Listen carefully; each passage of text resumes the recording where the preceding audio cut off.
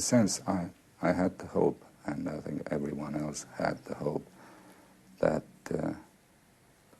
by the death of my parents, some sort of exorcism will take place.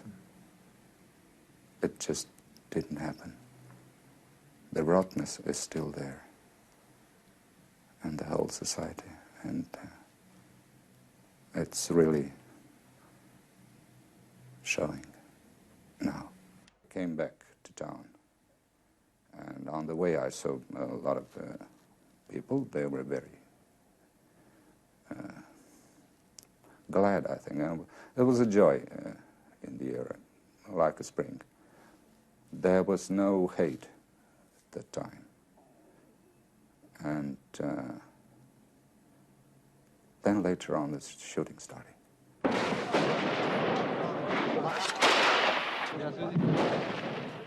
Well, I hoped for a bloodless transition, and I thought there was no need for all this to happen. I don't really have a whole picture, but there are so many questions about why this happened. It was obvious later on, we were told on television, that these were terrorists. But they were not behaving in any way as a commando group. No, they didn't attack any of the important people or the television or whatever. They could have stopped that. And at that time, in my mind, it was that the only people who had the power to do this were the Securitate. And I thought they might be involved in this. But it didn't make sense in a way, because they were behaving very unprofessional. We got the impression that Securitate were responsible for all the shooting and all the killings. Well, I had the same impression. It was mainly in my preconception, and I thought these people are the only one who could oppose or trying to make their own coup. But today you are not quite sure? No, well,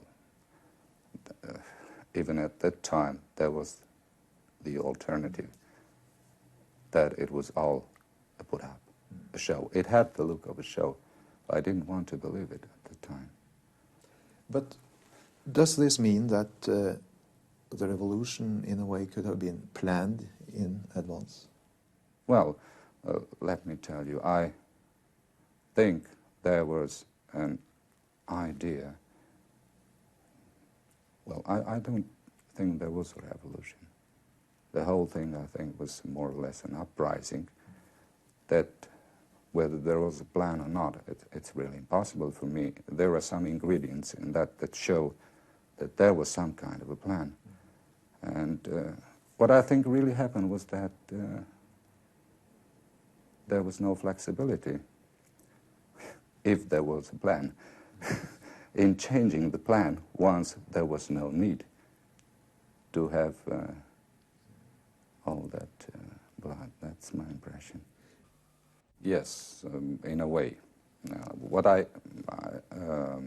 think was that he realized only in the morning of the 22nd, when the workers and people in the streets gathered before the Central Committee building, that it was really a mass revolt and not some sort of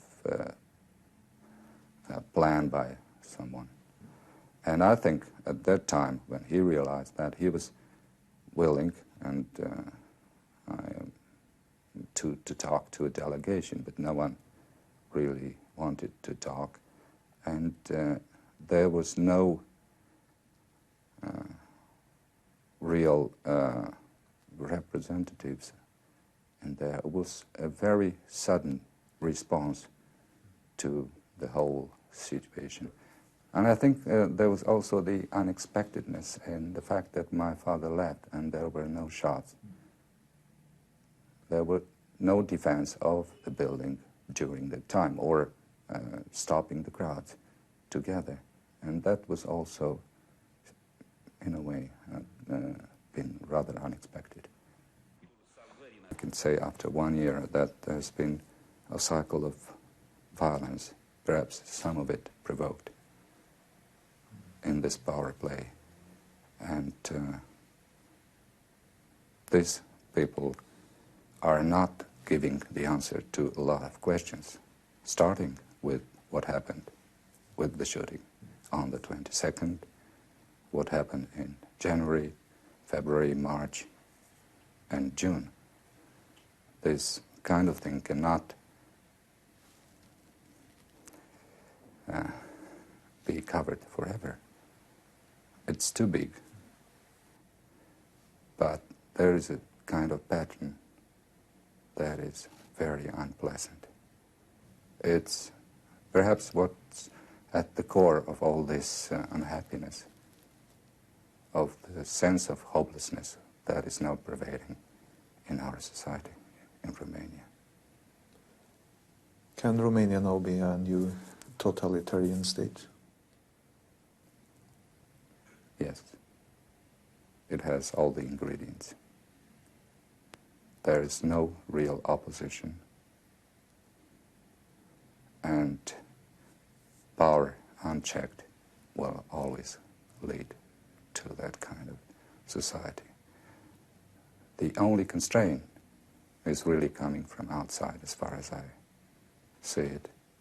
And that's what really is stopping these people to build a new totalitarian society. If that stops, then I think we'll have another totalitarian society. What really happened in Romania is that there was no opposition by intellectuals as such, no alternative to the communist society. No one really thought about changing it, and they are trying to think now about it. It might be too late. It might lead to a totalitarian state instead.